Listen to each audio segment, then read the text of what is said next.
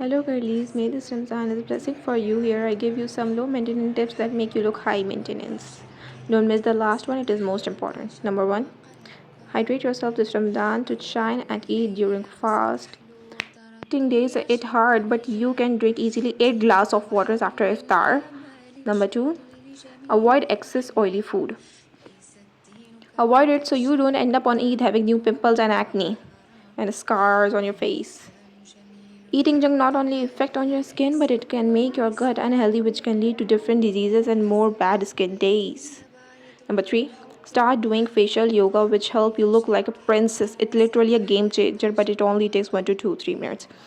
You can find many short tutorials on YouTube, and this process is not that long. Number 4.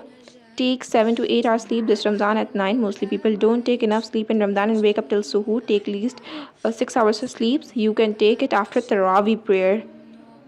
Number 5. Take care of your spiritual health. Girl, don't miss any spiritual activity so you can end up having noor on your face. So be disciplined for your spiritual health. Number 6. Try to be productive. Don't be lazy in Ramadan. You can easily find many YouTube videos to how to be productive in Ramadan during fasting. Please subscribe and like, share. Okay, bye.